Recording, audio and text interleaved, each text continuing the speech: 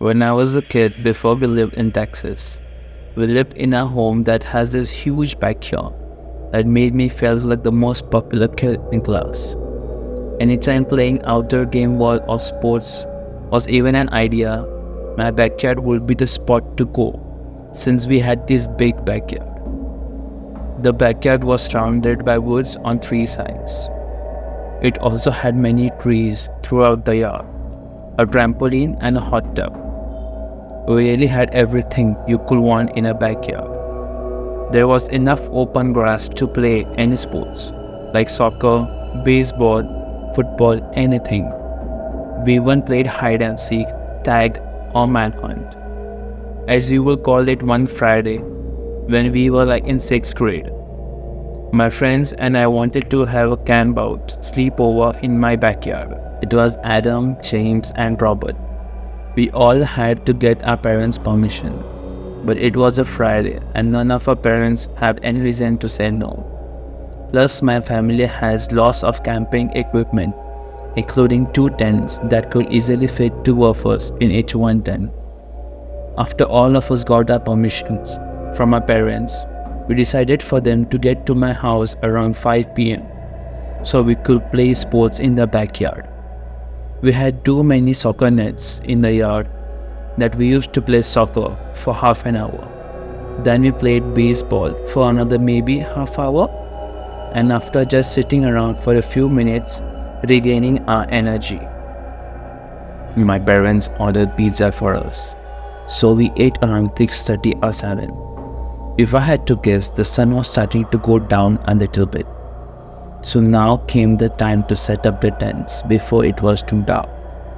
I was pretty good with setting up the tents because I was a Boy Scout and we just recently learned how to set up tents. My friends kinda helped me, but I did most of the work. By the time they were done, it was decent dark out and the backyard lights were giving a nice glow. It was now dark enough for us to play our favorite game, Manhunt. There were million spots to hide in the backyard. We played in pairs. It was Adam and I hiding first, and James and Robert would be hunting us. I walked slowly then to hide when the hunters would start looking.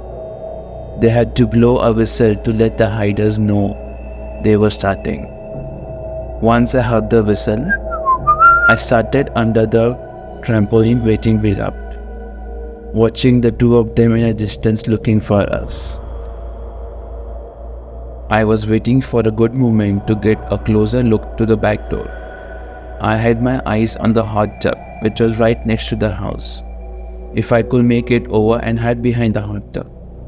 When both James and Robert had their backs onto me, looking in different directions of the backyard, I sprinted towards the hot tub, and just as I got right behind it and ducked down,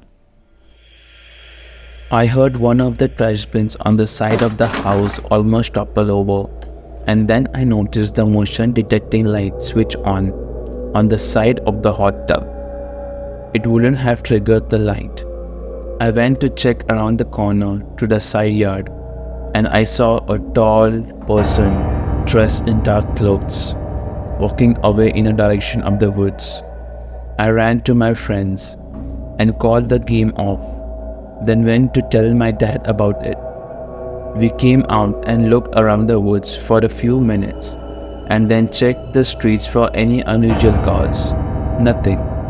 My dad said we should sleep inside tonight, which obviously bummed us out. We went inside and just played a game on my PlayStation. I again described to my friends what I saw. Just some tall guy walking into the woods on the side of the house after apparently almost knocking over one of our trash bags.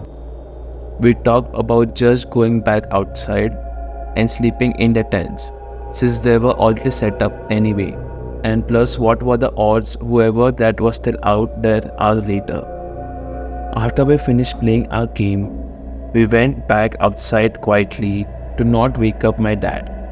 It's not like we were hiding the fact that we were going back out there, but we didn't want to advertise it either. We each had a sleeping bag. Adam and I shared a tent while James and Robert shared the other. After a while of joking around and yelling things between tents, we started to quiet down and tried to go to sleep. I wasn't asleep yet, but it seemed like Adam and I started hearing walking sounds in the grass nearby approaching the tent. And after some time, the zipper to the tent was unzipped, and I looked up and saw my dad looking inside the tent. He said, "What are you guys doing out here?" I replied to him something like they wanted to sleep out here, so we came back out. Then I took a closer look at the face peering into the tent. I realized it wasn't my dad, but some complete stranger who looked to be my dad's age. It looked like he was about to come in when I screamed like a little girl. Everyone woke up, and Adam started to scream as well. The man grabbed our ankles and said to be quiet, but he gave up and realized he was about to get exposed. He left the tent and disappeared. I told my friends to run inside the house, and as we were running to the house, my dad was already coming out to the back door in response to us screaming. I told him I didn't know which way he went, but that the man from before was back. My dad ran around the yard screaming and taunting the creep to come back if he has any balls. We heard it from the inside the living room. My dad called the police, of course, and all of us really happened. When the police officer showed up, he took my recount of what happened, and I'm sure he made a police report. It is good to have a police report at least, so the cops will be aware of the creep going around. I'm not sure if that man ever came back to our property or not, or if he had ever got in trouble or something similar. Either way, it was pretty scary and it could have gone much worse.